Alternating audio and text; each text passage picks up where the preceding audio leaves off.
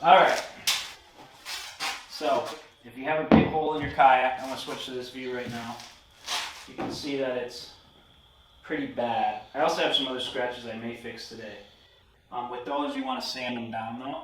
With this, I'm just going to do a simple fix because I still have this plastic piece on here. If I didn't, I would want to use a solder gun and plastic weld through here, maybe with some P-Tex or just pieces of plastic that you have from other kayaks, or if you have the piece that punched through, like that one.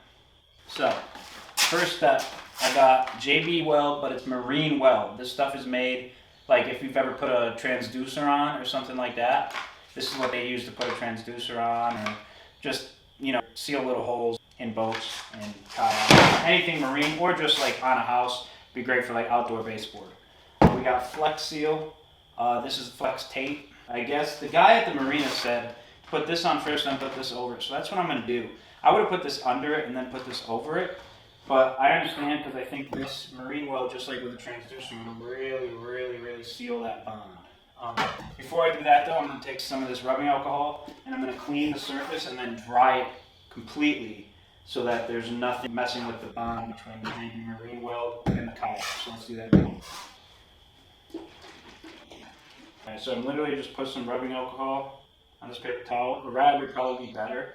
And like I said, if you're going to clean scratches like that one, which I'm about to, you'd want to sand it down. But with this, you can see it's pretty smooth, so I don't really need to. But if you have one that you're going to fix that's not smooth, you're going to want to sand it down before you do this. So I'm just going to clean this off thoroughly with the alcohol, and then dry it thoroughly before I put that marine weld on. And I'm cleaning the little plastic piece too. And I'm not soldering it like I said, because I have the plastic piece and it's still attached, as you see right here. So it's still attached, so I don't really need the plastic weld. I was going to, but I don't think I need to. So now I'm just going to dry this rubbing alcohol and apply the JB Marine weld.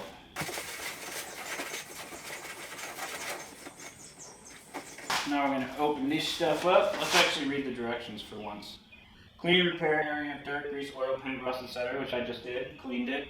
Dried it. After removing the replaceable cap, press down on plunger and squeeze equal amounts onto a disposable surface and mix thoroughly. So you're going to need to get like a piece of cardboard or something and mix it together thoroughly to use this marine weld. So let's get that. Just literally a piece of cardboard off of a box. So it's a dual plunger.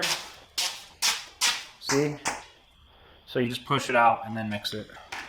Comes with a little popsicle stick mixer. So you see how that's a dual plunger? So I'm going to push them both out onto here and then mix it. It comes with this little piece of wood, so you don't have to worry about that. You're just going to need some cardboard or something to mix it on. And you can see here, I put a pretty healthy amount of both of them on there because I'm going to need a lot to cover that. Now I'm just mixing them thoroughly, and that's what creates the chemical reaction to put over this stuff. But make sure you clean and dry it first, because that can affect the mating process. Alright, you want to apply it healthy. I'm going to do the gap first, and then make sure I put it over the entire area that needs it. Alright, so I know this is super self-explanatory, but I still had to look it up, and that's what inspired me to make this video. Just because we spend a lot of time and money and passion on these things. And I'm spreading it liberally all around here. And I'm going to try to smooth it, kind of like you're doing like drywall with some spatter. Just make sure you get it really good on the area that's open, but still cover the plastic plug. Pretty self-explanatory. You see, you literally just mixed it, and I put a pretty liberal amount on there.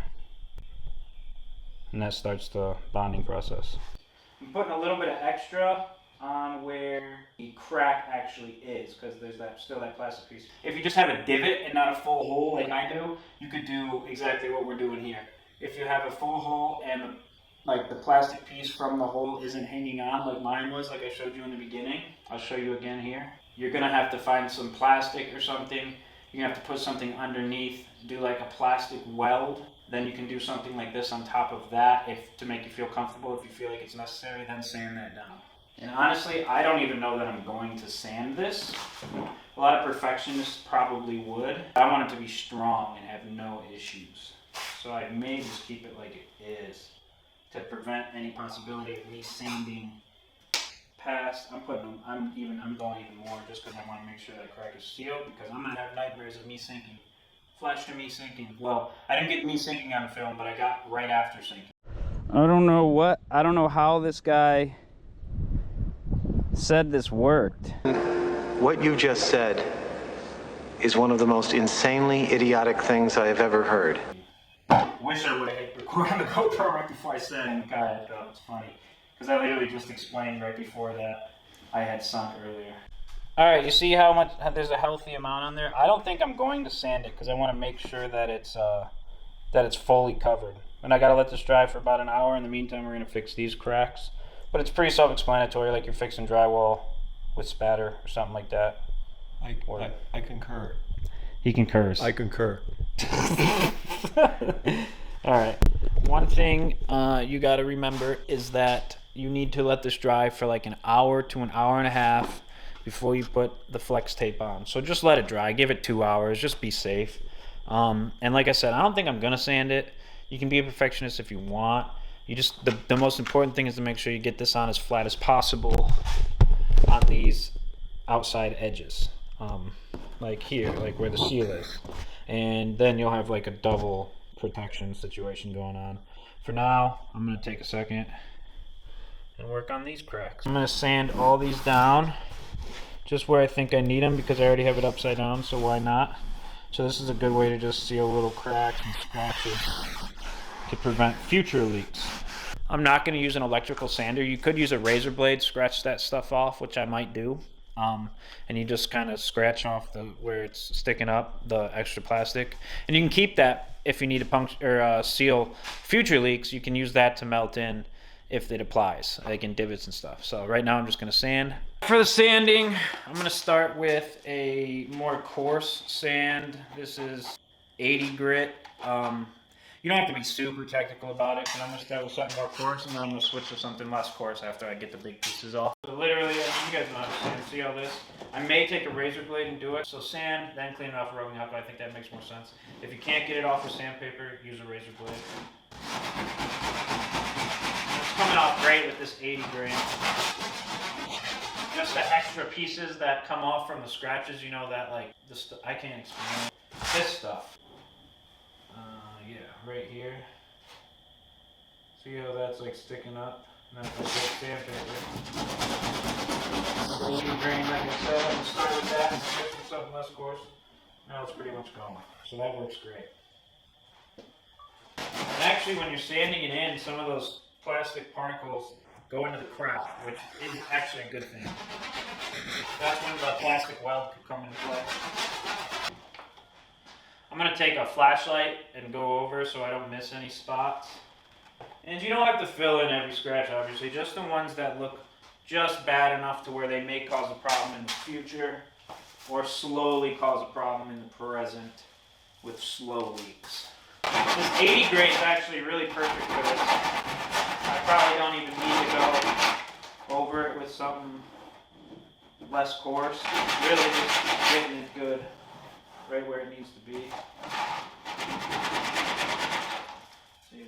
See, it gets it really good. See that part right there? Now I'm going to go over it. Do it just while that dries a little. And now, see, that's gone. It works pretty well. You don't have to push super hard either. So now after I sand it, while I wait for that to dry, I'm going to clean all the spots I sanded so that I can put a little JB weld in.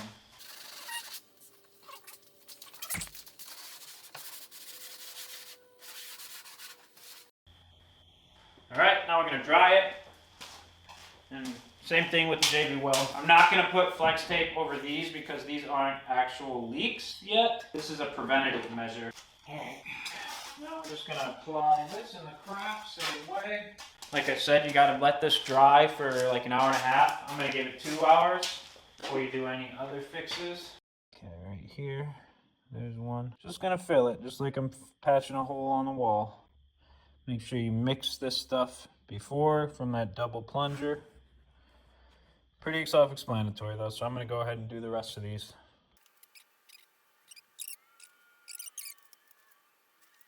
You can see here it's dry. I did some of these cracks as well. I just sanded it down like I showed and then put it where it needed. This is just a small scratch. Just put it where it was deep with what I had left.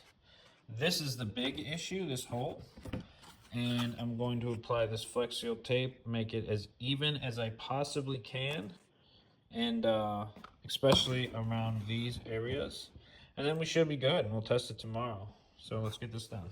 So like I said, I'm gonna try to get it as tight as I can around the edges where the JB Marine Weld is not filled up. And remember, I cleaned the area, then put JB Weld on, then sanded all the scratches, cleaned those and put it on. I applied it very generously here. I left the plastic on where the hole is, and then just covered the seals very thoroughly, then covered the rest of the area. If you did not have the plastic still on there, you could use a soldering gun or a heat gun, get some plastic or P-Tex, put it in there, kind of like you're patching drywall, then put the plastic in there, then melt it. But for this application, this worked. And I'm cutting this into pieces, because it comes only with two bigger pieces, and we don't need them that big. So I'm gonna cut these in half and put it in like a cross shape. All right, this is where you gotta be kind of tedious and make sure you do this neatly. I'm just rubbing it on the area where the JB Weld is not, to make sure that the seal is very good, and then rubbing my thumb up the JB Weld to have as minimal air bubbles as possible. So you see, I just took it and cut it in like that piece, like that, and then rubbed here to make it smooth. Then as I put it on, rubbed through to make sure there were no air bubbles, and kind of just pushed up and then rubbed and did that on all sections. Now we're gonna take this section, do the same thing, but in like a cross shape. There you go. I'm going to rub the smooth part where the JB Weld is not. Make sure the one side is smooth with no air bubbles. Then rub up each section to make sure there are no air bubbles. And then the other side to make sure there are no air bubbles. Okay, so I did the same thing there. Rubbed here, then rubbed each section up to make sure there were no air bubbles. And a lot of perfectionists are probably going to say this is a bad job, but I'm a perfectionist with things that matter. But this, what matters, nobody's going to see it, and it matters that my kayak does not leak again, and it's tough, and this will be tough. Now what I'm going to do is going to take little strips and just put it right on the outside areas to make it even more waterproof. So you want to make sure your surface is clean before you use any kind of tape like this, obviously. Alright, so yeah, like I said, I just took extra little, like, you know, 1/2-inch strips, put it around the edge again just to get an extra seal, and that is done. All of these are done. We're not going to sand, just because it doesn't matter. It's the bottom of the kayak, in my opinion. I sanded it down so that the job is done correctly, but the JB, like on the plastic part, but the JB Weld, I don't think you need to. If you want to be a perfectionist, go ahead. I understand. I'm a perfectionist in a lot of other aspects of my life, but this, because it's on the bottom of the yak, I just want something that ain't gonna leak, that I can fish out of. So remember, it was cleaning, rubbing alcohol, sanding, right? Sanding first, then rubbing alcohol, cleaning or some kind of alcohol, then drying. Then if it was a divot or a full hole that you did not have the plastic piece still attached where you could just kind of push, like lay it over, you might need a plastic gun and then put something on the back of it. Use a heat gun or a soldering gun to melt the plastic in it, sand that down, and you're good, really. Or you can do what I did, put the plastic, pull it down with divots, put JB Marine Welds in there, and flex steel tape over it. You can also hit the scratches just by, sanding. We about to build a life off of big bucks and fish. When I feel the strike, all I scream is water. See that it worked? Got it flipped over. I just spent a paycheck on tackle. Don't tell my wife it's all okay when they hit my bait. Alright, well, so far so good. It's sitting a lot higher in the water than it was. I feel like I'm on like a mini little jet ski. It's a donkey.